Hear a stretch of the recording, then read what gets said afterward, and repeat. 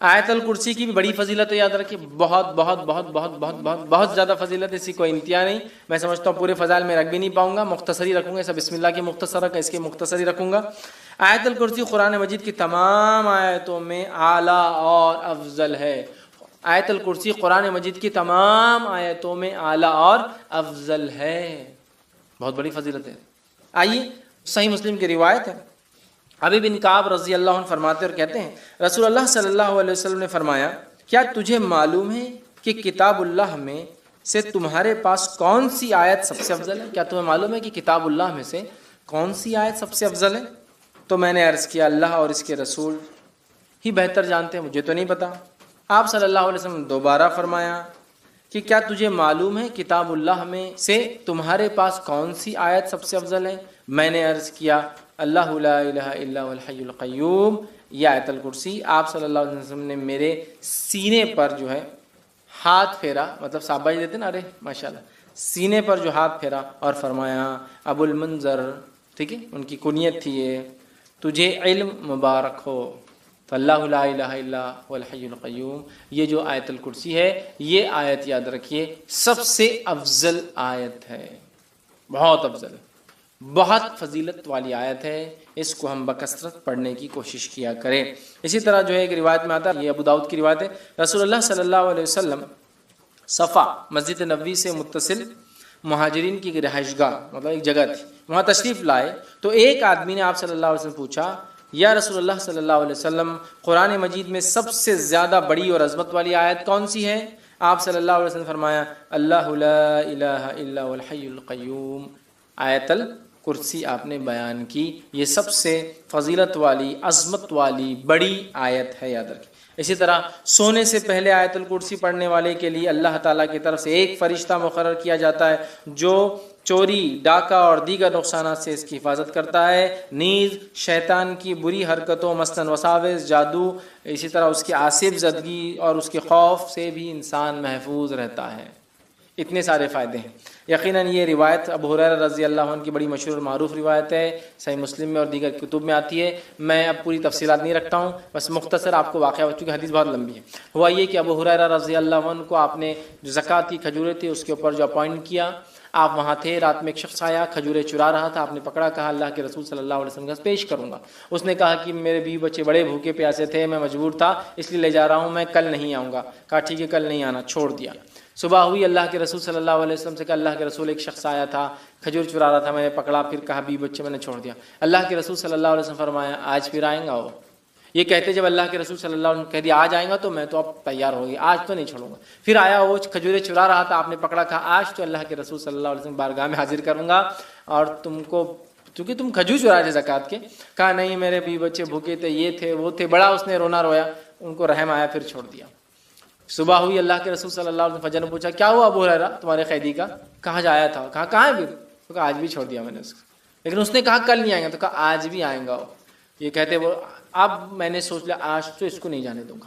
پھر وہ کہتے میں نے رات میں پورا مستعدی کے ساتھ میں کھڑا تھا، پھر وہ آیا، آتے ہی میں نے کھجور چرا پکڑا، کہا آج تو تجھے لے کر ہی جاؤں گا، یہ تھرڈ ٹائم ہے، 2 ٹائم تو معاف کر دیں۔ کہا ٹھیک ہے تم مجھے چھوڑ دو، میں تمہیں ایک ایسی خیر کی بات بتاؤں گا جس دعا کو تم اگر رات پڑھ لو سونے سے پہلے تو ایک فرشتہ صبح تک تمہاری حفاظت کریں گا۔ اب چونکہ صحابہ خیر کے متلاشی اور خیر کے بہت زیادہ وہ تھے، حریص تھے، کہا اچھا خیر کا کوئی چیز دے رہا ہے رات میں پڑھنے سے فرشتہ؟ کہا ٹھیک ہے بولو چھوڑ دوں گا۔ تو کہا اگر تم آیت الکرسی پڑھ لو تو ایک فرشتہ تمہارے شیطان سے صبح تک حفاظت کریں گا۔ صبح ہوئی، نبی اکرم صلی اللہ علیہ وسلم کا ابو ہریرہ کیا ہوا کل قیدی کا؟ کہا پھر آیا تھا۔ کہا کہاں ہے پھر؟ تو کہا چھوڑ دیا۔ تو کہا کیا کہا؟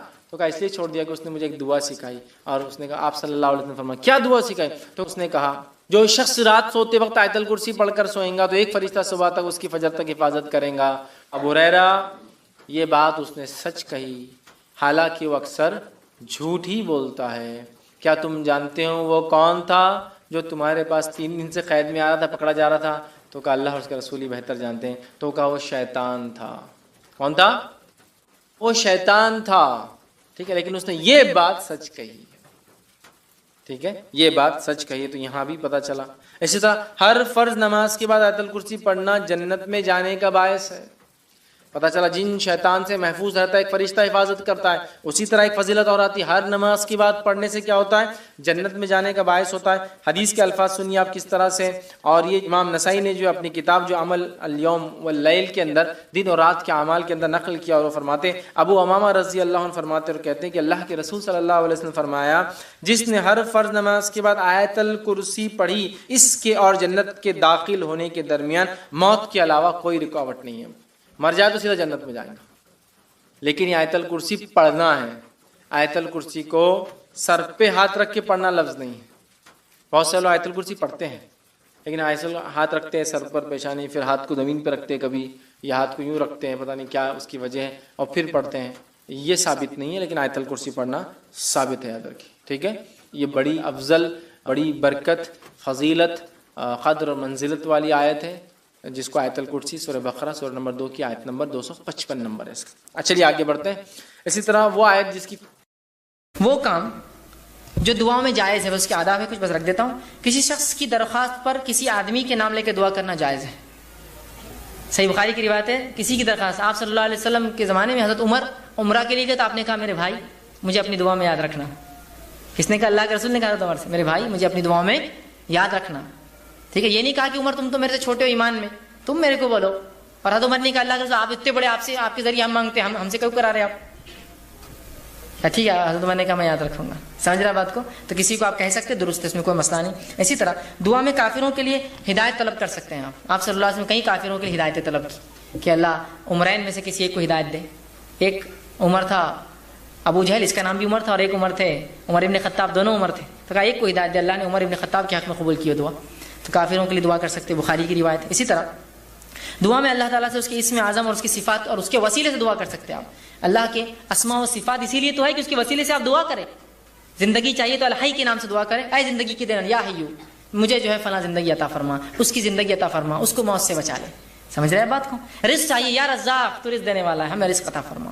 آپ کو چاہیے کہ آپ چاہتے ہیں آپ کے گناہ معاف کرے، یا غفار آپ کے گناہوں کو درگزر کر دے، یا رحمان اور رحیم مجھے معاف کر. آپ چاہتے ہیں آپ کے گناہوں کو اللہ ڈھانک لے، یا ستار اے چیزوں کو ڈھانکنے والے میرے گناہوں کو قیامت کے روز ڈھانک لے. تو اللہ کے اسماء و صفات. آپ کو وسعت چاہیے، یا وسیع مجھے وسعت فرما میرے معاملے میں. ٹھیک ہے. تو اللہ کے اسماء و صفات کے وسیلوں سے دعا کیجیے، اسی لیے تو یہ نام ہے اللہ کے.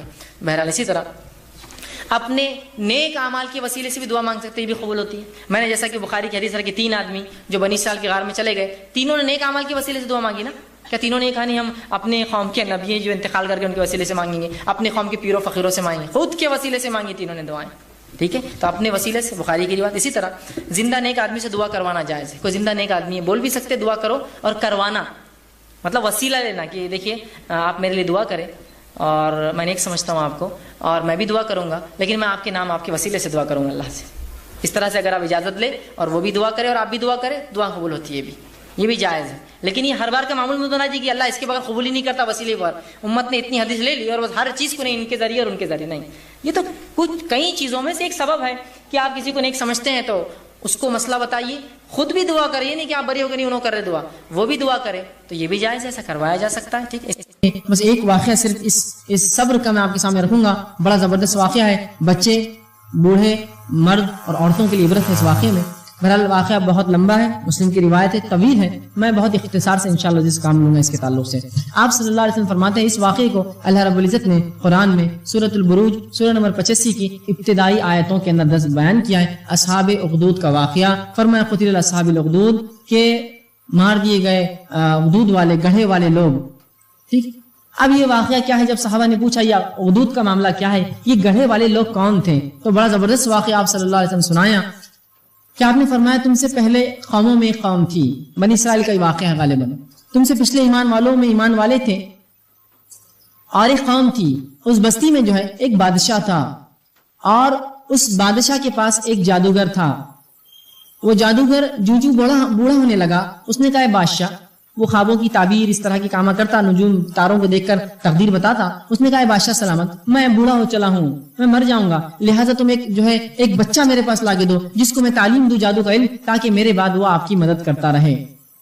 منادی دی گئی، ایک بچہ سلیکٹ کیا گیا، چنا گیا. وہ بچہ جب محل کی طرف جاتا اپنی بستی سے نکل کر، تو راستے میں ایک راہب دیندار انسان تھا جو کہ بادشاہ کے ظلم کی وجہ سے بستی میں نہیں رہتا تھا. بستی سے الگ رہتا تھا، اس لیے کہ بادشاہ اپنے آپ کو خدا کہتا تھا، وہ اپنے آپ کو رب سمجھتا تھا. تو یہ راہب جو دیندار انسان تھا وہ بستی سے ہٹ کر ایک جگہ جنگل میں رہتا تھا. جب نوجوان وہاں سے گزرتا تو اس راہب سے ملاقات ہوئی. وہ راہب اس کو کچھ دین کی باتیں بتاتا خاموشی میں. وہ بچہ وہ باتیں سیکھ کر محل جاتا، جادوگر سے جادو کا علم سیکھتا اور واپس گھر جاتا. یہی روز ہوتا رہا. اب بچہ جو اس راہب کے پاس بیٹھ کر علم سیکھنے لگا تو تاخیر دیر ہونے لگی، اور جب وہ محل جاتا تو اس کو جادوگر مارتا اور کہتا تو تاخیر دیر سے کیوں آیا؟ تو اس نے کہا اے راہب، جب میں تمہارے پاس بیٹھتا ہوں تو جادوگر مارتا ہے، جب گھر دیر سے جاتا ہوں تو گھر والے مارتے ہیں، میں کیا کروں؟ تو اس راہب نے کہا دیکھو جب تم جادوگر کے پاس جاتے ہو تو کہنا گھر والوں نے دیر سے چھوڑا تاکہ تم شرعی علم سیکھو مجھ سے، اور جب تم گھر دیر سے جاتے ہو گھر والے پوچھتے کہاں تھے تو بولنا جادوگر نے دیر سے چھوڑا اور مجھ سے تم علم سیکھتے رہنا. وہ بچہ دونوں سے ذہین بچہ تھا، دونوں سے علم سیکھتا رہا. ایک مرتبہ یوں ہوا کہ جب وہ اپنی بستی سے نکل کر محل کی طرف جانے لگا، راستے میں ایک جانور تھا رسول اللہ فرماتے ہیں جس نے بستی کا راستہ روکے رکھا تھا، اور ادھر کے لوگ ادھر جانب، ادھر کے لوگ ادھر کے جانب کھڑے تھے. بڑا کوئی جانور تھا، سب لوگ دیکھ رہے تھے. اس بچے نے نیت کی اور آگے بڑھا. جب جانور کو دیکھا تو اس بچے نے ایک پتھر اٹھا نیت کی اے اللہ اگر وہ جادوگر حق پر ہے، کیونکہ ابھی دونوں علم سیکھ رہا تھا، تو جب میں یہ پتھر ماروں اس جانور کو تو یہ جانور نہ مرے نہ ہٹے، اور اگر وہ راہب حق پر ہے، وہ جو مجھے سکھاتا ہے مسلمان، تو یہ جانور راستے سے ہٹ جائے یا مر جائے. اس نیت سے اس نے پتھر مارا اور آپ صلی اللہ علیہ وسلم فرماتے ہیں وہ جانور مر گیا اور راستے سے ہٹا دیا گیا. بچے کا چرچا چاروں طرف ہو گیا. ظاہر سی بات ہے چھوٹے بچے نے جب کیا تو اس کا چرچا چاروں طرف ہو گیا. جب یہ بات بچے نے راہب کو سنائی تو راہب نے کہا اب تم کامل ہو چکے ہو ایمان کے اعتبار سے، تم نے مجھ سے دین سیکھ لیا، اب تمہارے پاس علم آ گیا ہے. اب ایک بات ضرور یاد رکھنا، کیونکہ وہ دیندار تھا، اسے علم تھا، میرا نام کسی کو مت بتانا، میں نے تمہیں یہ سکھایا ہے. چونکہ اسے معلوم تھا اب مصیبت شروع، آزمائش شروع، اللہ کا طریقہ ہے.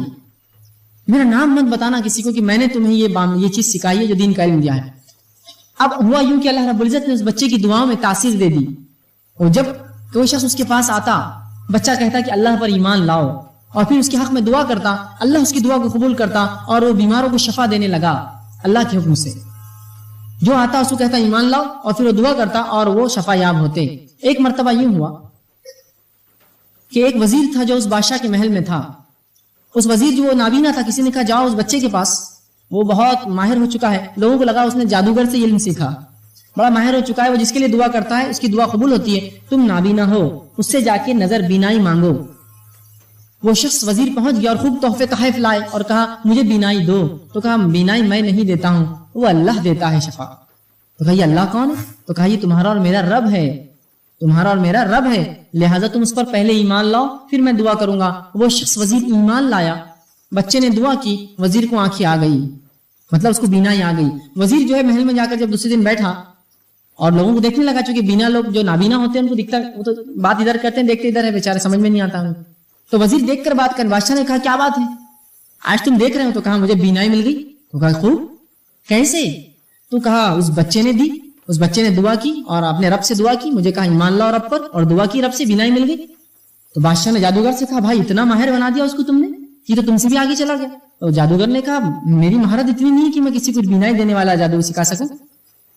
تو اس بادشاہ نے کہا کہ تم سے اس نے کیا کہا؟ تو اس نے کہا رب پر ایمان لاؤ. تو اس بادشاہ نے کہا اچھا مجھ پر ایمان لاؤ کہا؟ تو کہا نہیں تم تھوڑی رب ہو. تو کہا تم مجھ سے ہٹ کر کسی کو رب سمجھتے ہو؟ کیونکہ وہ اپنے آپ کو رب سمجھتا، اللہ سمجھتا تھا. تو کہا تم مجھ سے ہٹ کر کسی کو رب سمجھتے ہو؟ تو کہا وہ اللہ جس جو تمہارا بھی رب ہے اور میرا بھی رب ہے. تو کہا نہیں یہ نہیں ہو سکتا ہے، کس نے تمہیں یہ بتایا؟ تو کہا اس بچے نے یہ تعلیم دی مجھے. لاؤ اس بچے کو پکڑ کر لایا گیا محل کے اندر. جب بچے کو ضرب لگائے گی، مارا گیا، کس نے سکھایا تجھے علم؟ کیونکہ بادشاہ یہ چاہتا نہیں تھا کہ بغاوت ہو اس کے محل میں، ایمان لوگ لانے لگے تو بغاوت ہو جائیں گے، وہ اپنے آپ کو رب کہتا تھا. اس بچے کو لا کے ضرب لگائی گی، مارا گیا، تنبیہ کی گئی، اور بیچارہ ضرب کی ڈر سے اور مار کھا کر جو ہے اس نے منہ کھول دیا اور کہا اس راہب نے مجھے سکھایا. اس راہب کو بھی گرفتار کر کے لایا گیا. اب وہ وزیر بھی کھڑا ہے، بچہ بھی کھڑا ہے، راہب بھی ہے، اور کہا گیا کیا تم مجھ پر ایمان لاتے ہو؟ بادشاہ نے کہا، ان سب نے کہا نہیں ہم اللہ پر ایمان لاتے ہیں. تو سب سے پہلے اس وزیر کو جو ہے اس راہب سے کہا گیا کیا اللہ پر ایمان چھوڑتے ہو؟ تو کہا نہیں. ایک آرا منگوایا گیا اور اس راہب کے سر پر رکھا گیا اور پوچھا گیا کیا اللہ پر ایمان چھوڑتے ہو؟ مجھے رب مانتے ہو؟ تو کہا نہیں. تو وہ آرا چلا دیا گیا، اس کے 2 ٹکڑے محل میں سامنے لوگوں کے کر دیے گئے. پھر اس وزیر سے پوچھا گیا کیا تم ایمان چھوڑتے ہو اللہ پر اور مجھ پہ لاتے ہو؟ تو کہا نہیں یہ نہیں ہو سکتا، اس کے بھی وہیں 2 ٹکڑے کر دیے گئے. پھر اس بچے سے پوچھا گیا کہ کیا ایمان لاتے ہو اللہ پر؟ تو کہاں؟ تو بادشاہ نے کہا تجھے میں عبرتناک سزا دوں گا، تجھے یہ سزا نہیں. کہا اس بچے کو لے جاؤ پہاڑ پر اور وہاں سے پھینکنا تاکہ دنیا دیکھے اور عبرت حاصل کرے اس سے.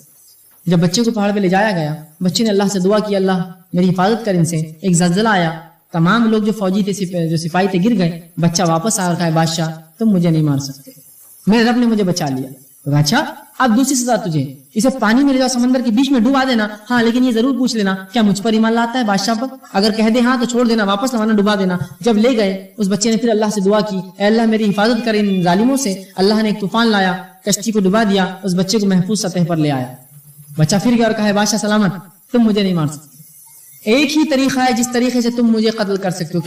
کیا طریقہ ہے؟ تو کہا مجھے سب سے اونچے مقام پر لے جاؤ اپنے علاقے کے, اور تمام اپنے بستی اور شہر والوں کو, ملک والوں کو جمع کرو اس مقام پر, اور ان کے سامنے میرے ترکس سے ایک تیر نکالو جو میں دوں گا تمہیں, اور اس تیر کو لے کر یہ کہنا بسم اللہ رب الغلام, کہ اللہ کے نام سے جو اس لڑکے کا رب ہے, اور پھر وہ تیر میرے سر پہ مارنا تو ہی میں مر سکتا ہوں. بادشاہ نے کہا میں تو چاہتا ہوں. اس نے منادی لگائی, لوگ جمع ہوئے, ایک پہاڑ پر اس بچے کو لے جایا گیا جہاں سے لوگ دیکھ سکتے تھے, اور بادشاہ نے اس کے ترکس میں سے ایک تیر لیا اور وہی لفظ کہے بسم اللہ, اللہ کے نام سے رب الغلام, جس لڑکے کا رب ہے, اور تیر اس کے سر میں جا کر بیچ میں لگا, اور وہیں اس لڑکے نے گردن ڈال دی اور وہ مر گیا.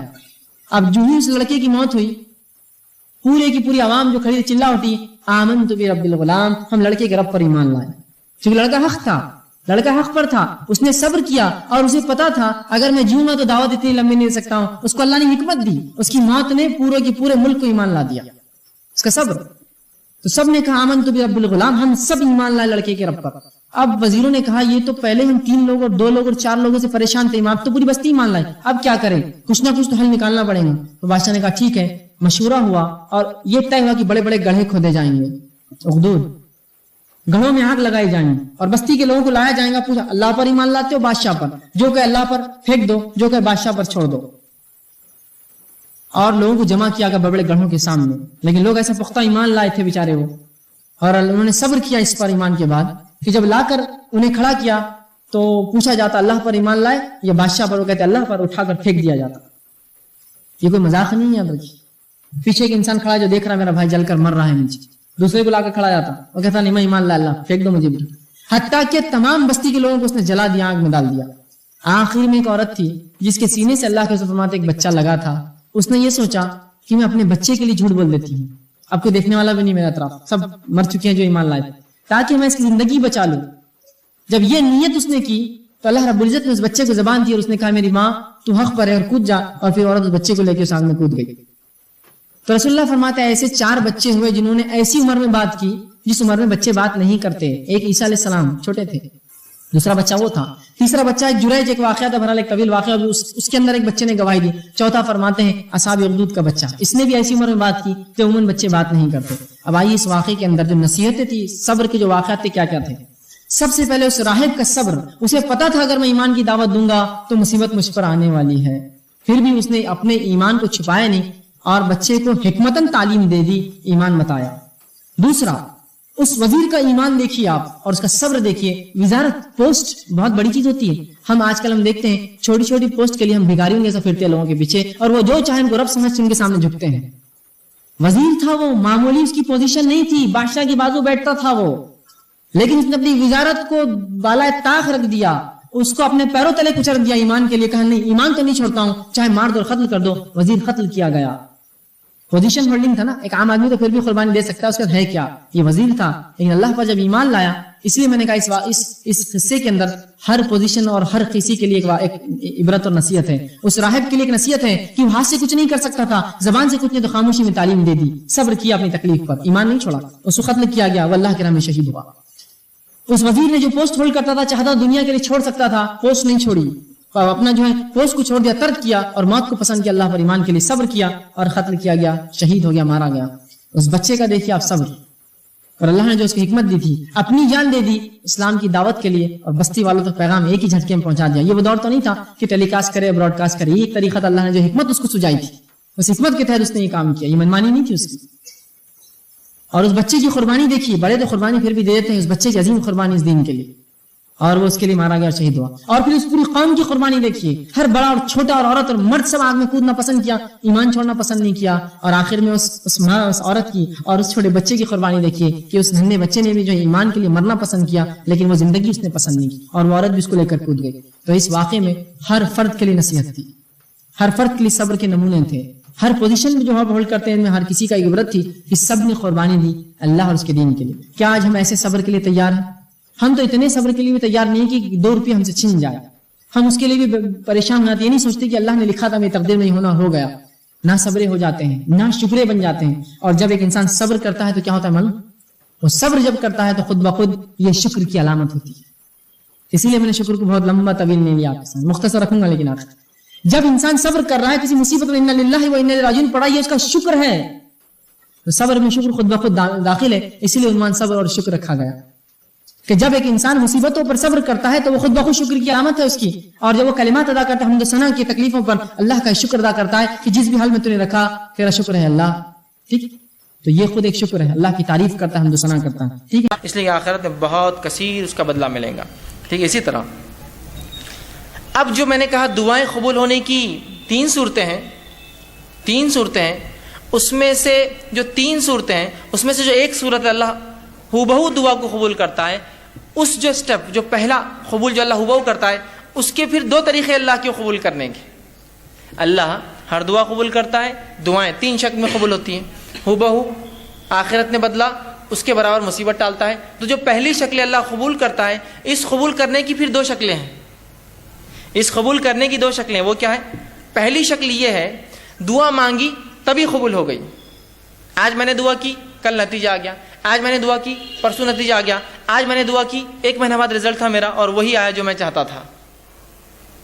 تو یہ ہوا فوراً حال میں, مطلب بالکل آپ دیکھ سکتے ہیں اس کی دعا فوراً قبول ہو گئی آپ کی.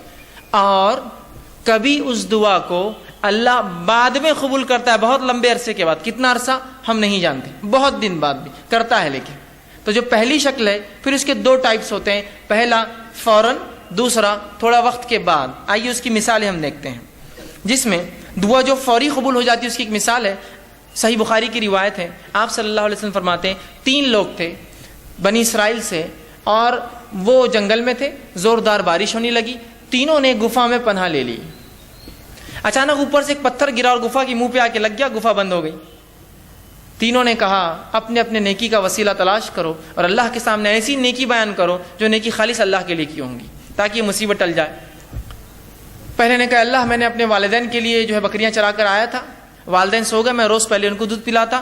اس دن میرے والدین سو گئے تھے, بچے حالانکہ میرے بھوک سے تڑپ رہے تھے, میں نے پھر بھی بچوں کو جو ہے دودھ نہیں دیا. پہلے والدین کے اٹھنے کا انتظار کیا, انہوں نے پیا, پھر میں نے بچوں کو دیا. یہ میں نے تیرے لیے کیا تھا, اگر تجھے یہ چیز پسند ہے تو جو ہے اس کو جو ہے تو تھوڑا اس مصیبت کو ہٹا دے. پتھر تھوڑا کھسک گیا, روشنی اندر آنے لگی. فوراً اثر ہوا دعا کا, فوراً انسٹنٹ دعا ہوئی, اثر ہوا, پتھر تھوڑا کھسک گیا. پھر دوسرے شخص نے دعا کی, اور تیسرا بہرحال تفصیلی ہے واقعہ بہت لمبا. تینوں نے دعا کی, ایک کی دعا پہ تھوڑا کھلا روشنی آئی, دوسرے کی دعا پہ اتنا کھلا کہ باہر دیکھ سکتے لیکن نکل نہیں سکتے, تیسرے کی دعا پہ وہ رول کر کے بازو ہٹ گیا اور تینوں باہر نکل گئے. جبھی اللہ نے جواب دیا ان کی دعا کا. یہ ایک شکل. اب دوسری شکل جو اللہ بعد میں جواب دیتا ہے, جو بعید ہوتا ہے, عرصے بعد دیتا ہے, تو آئیے اس کی مثال خود قرآن نے دی. ابراہیم علیہ الصلوۃ والسلام نے اللہ سے دعا کی, سورہ بقرہ سورہ نمبر 2 آیت نمبر 129, اور فرمایا ربنا وابعث فیہم رسولا منہم یتلو علیہم آیاتک ویعلمہم الکتاب والحکمۃ ویزکیہم. اے اللہ ان لوگوں میں سے, انہی میں سے ایک رسول پیدا کر. اے اللہ ان لوگوں میں سے. یہ دعا کب کیا آپ نے معلوم آپ کو؟ جب اسماعیل علیہ السلام اور حاجرہ علیہ السلام کو لا کر مکے میں چھوڑ دیا.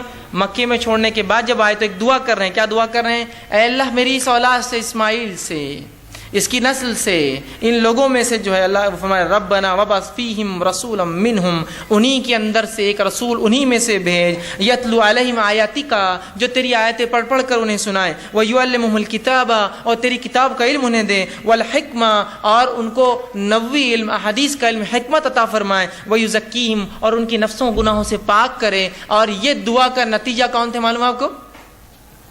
یہ دعا کب قبول ہوئی؟ نبی اکرم صلی اللہ علیہ وسلم اس دعا کا نتیجہ تھے. آپ نے حدیث میں اس کی تفسیر کی اور فرمایا, آپ نے فرمایا میں اپنے باپ ابراہیم کی دعا کا نتیجہ ہوں. کتنے ہزار سال پہلے کی تھی ابراہیم علیہ السلام نے دعا؟